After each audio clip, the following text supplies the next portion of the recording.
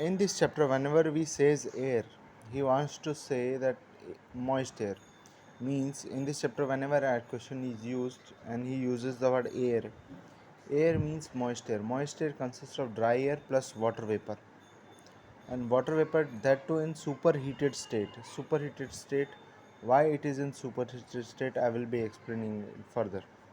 Yes, dry air is an ideal gas, यानी सारे formula of ideal gas you can apply on dry gas.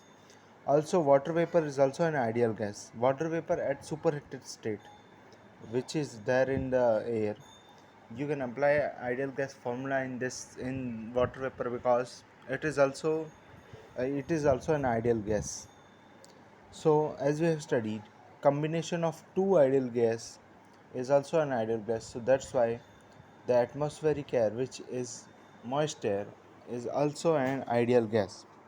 Suppose you are asked to find the density or specific volume of moist air, or suppose water vapor. So how will you do? You will just write PV VV is equal to MV RV TV. VV and TV. VV means volume of the container, and TV means temperature of the water vapor. So due to thermodynamic equilibrium, temperature of atmospheric air is equal to temperature of dry air is equal to temperature of water vapor. And as we have considered ideal gas, so ideal gas occupies the full volume. So volume of atmospheric air is equal to volume of dry air is equal to volume of water vapor. So from here we get PV, this goes here.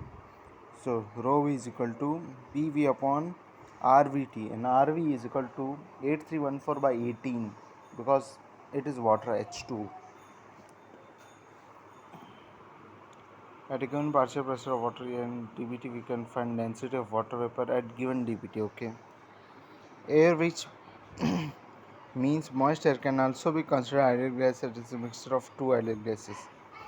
ये जो मेरे कमरे में हवा बह रही है, इसे मैं आइडियल गैस की तरह कंसिडर कर सकता हूँ. इसलिए most of the thermodynamic formulas में हम उसे आइडियल गैस कंसिडर करते हैं. The moisture holding capacity of the moist air depends upon its dry bulb temperature. जितना ज़्यादा टेम्परेचर होगा उतना वो ज़्यादा वाटर होल्ड करने की कैपेसिटी रखता है. ये ज़रूरी नहीं कि वो उतना होल्ड करेगा, बस ये है उसकी कैपेसिटी इंक्रीज़ हो जाती है. Mass of dry air never changes no matter कौन सी प्रोसेस कर लो. ऑफ कोर्स मास एक फिज़िकल क्वांटिटी है. तो सपोज़ जब तक तुम फिज़िकली मास ऐड नहीं करोगे या फिज़िकली मास रिमूव नहीं करोगे, चाहे तुम कंप्रेशन कर लो, कुछ भी करवा लो, अगर ड्राई एयर के मास को तुम किसी भी फिज़िकल तरीके से चेंज नहीं रहे हो, तो mass of the dry air change नहीं होने वाला. Can you say the exactly same about the mass of water vapour? No. Mass of the water vapour भी एक फ़िज़िकल चीज़ है और उसमें भी फिज़िकली ऐड करना पड़ता है. सो कंप्रेशन में, क्योंकि कंप्रेसर में हम मास ऐड नहीं करवाते हैं, इसलिए कंप्रेसर में मास of the water vapour constant रहता है. चाहे उसका partial pressure of water vapour क्यों न चेंज हो जाए, but mass of the water vapour same रहता है. इनफैक्ट कंप्रेसर में हम कुछ हीट ऐड नहीं करवाते, हम उसका सिर्फ प्रेशर चेंज करते हैं. So omega, which is defined as PV upon MV upon M dry air, nor the MV changes nor the mass of dry air changes. So omega is constant. Initial omega is equal to final omega. We cannot say the exactly same about partial pressure of water vapor. I will explain you why this is the case.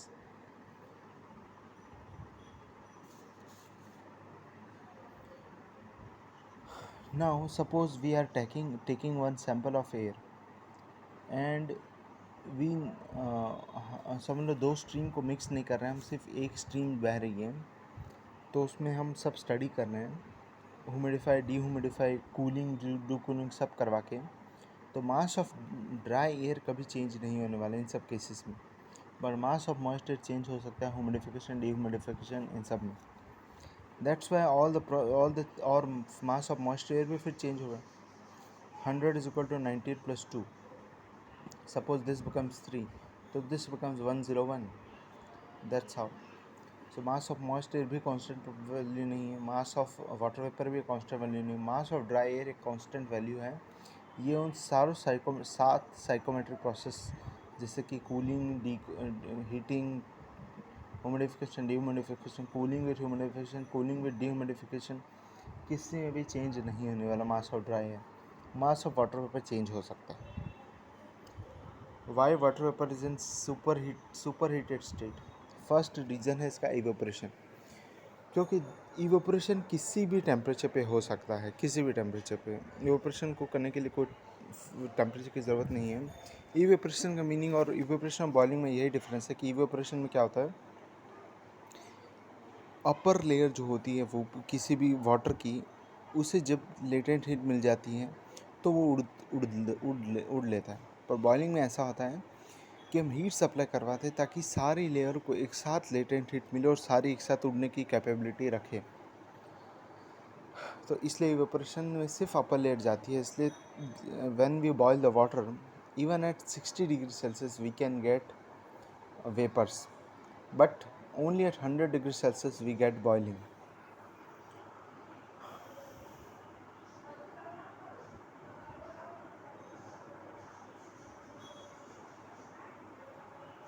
So yes, अगर किसी container के जैसे तालाब के ऊपर से अगर हवा बह रही हो तो भी क्या हो सकता है, अपना तालाब का पानी सुपर हीट होके उसमें अपने एयर में आ सकता है.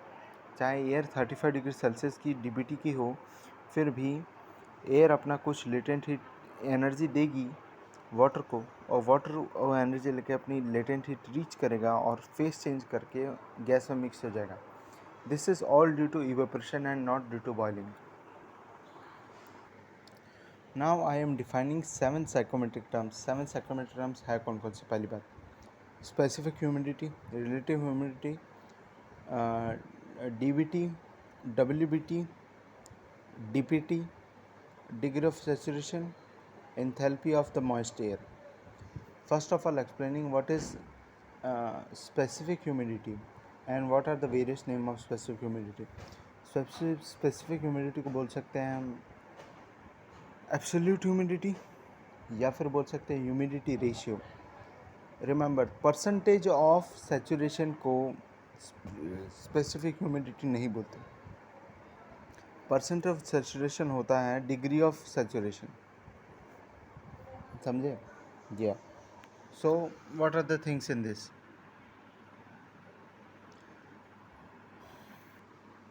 स्पेसिफिक ह्यूमिडिटी को डिफाइन करना है मतलब mass of water vapour divided by mass of dry air. So the unit of specific humidity is kg per kg of dry air. मतलब अगर 1000 ग्राम ड्राई एयर लूँ तो उसके साथ साथ कितनी वाटर वेपर है. समझ लो 5 ग्राम वाटर वेपर है और 1000 ग्राम ड्राई एयर है, तो मास ऑफ मॉइस्चर कितना हो गया, 1005 ग्राम.